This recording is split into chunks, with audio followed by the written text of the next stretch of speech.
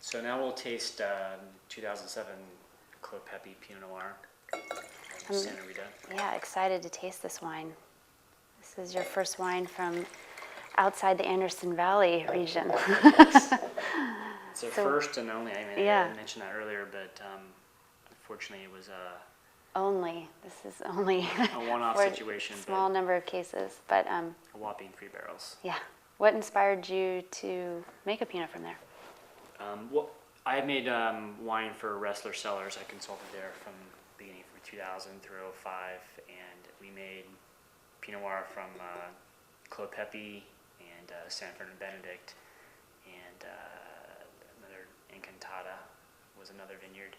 Anyways, I fell in love with the wines down there and became buddies with Wes, and I loved a lot of the older wines from Sanford and Aubin Climat, and I think that's, again, what inspired me to do it. And I liked a lot of the purity and kind of the focus that you get off of Clos Pepe. I think there's divergent styles made within the vineyard, so there's, again, not naming names, it's more of a situation of applying what I'm doing with Anderson Valley fruit to Santa Rita.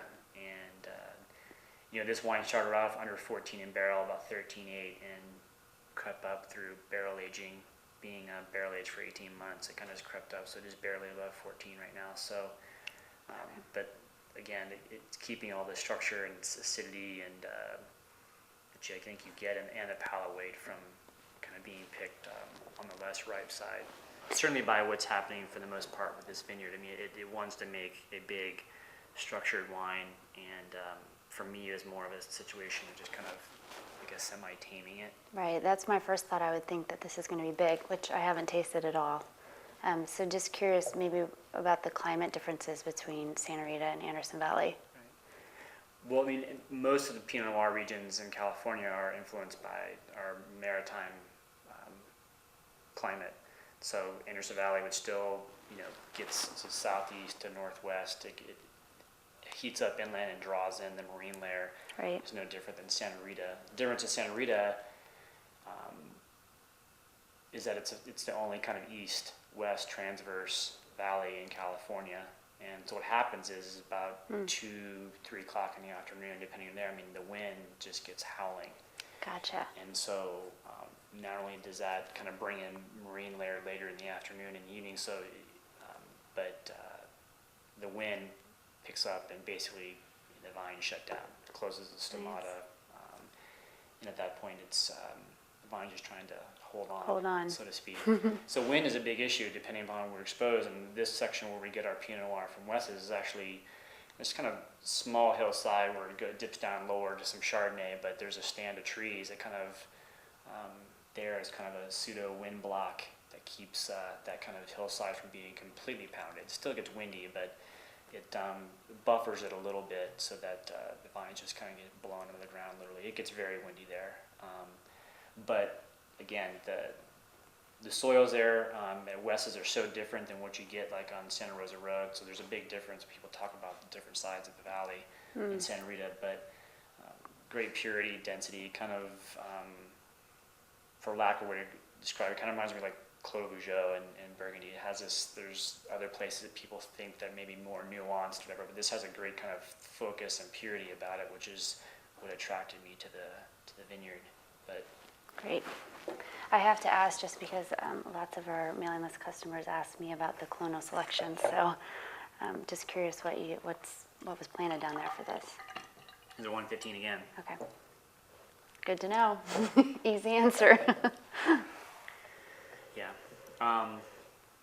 It's what's been in vogue to plant for, now those clonal selections are becoming mature in California. I have no idea about the history of the Dijons and when the first person planted 115 or 777. But a lot of the vines even we have now from Anderson Valley now are getting close to 12 years old, and so we're starting to see some of the nature of what the clonal selection is capable of doing.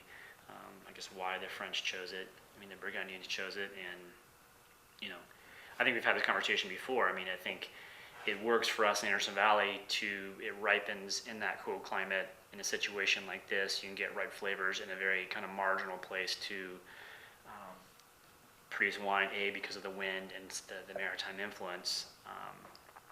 Same with up the St. Lucia Highlands, Right. with the influence there. But I think it's a good indicator to a clonal selection that is good for those climates, gives you ripe flavors at lower bricks for us, for what I'm looking for, whereas opposed to warmer climates, the sugars can tend to spike before the flavors do, particularly here at our estate place.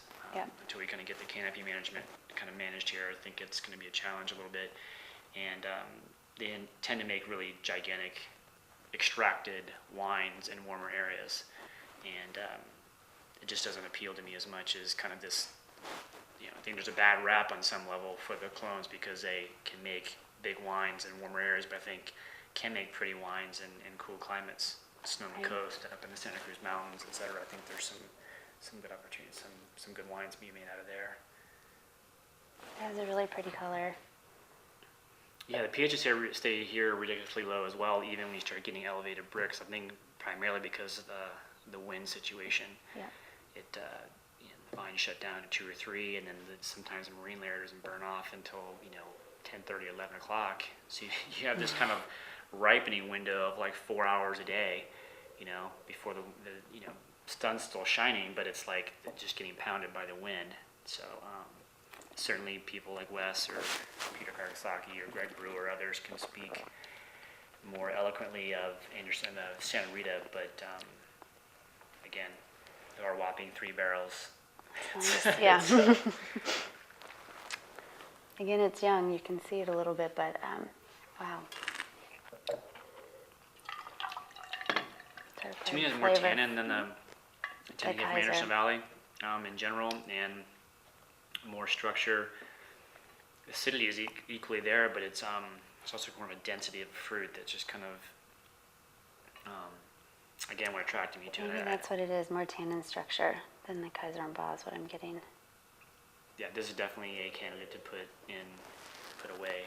Put away for a while. Forget about it for a little bit, but I think it's still appealing now. I think we were talking earlier. I think the wines are good if you open it like this, have a glass, then put it in the fridge and come back to it tomorrow. I think you'll find a very different wine that's kind of opened up and kind of lost some of that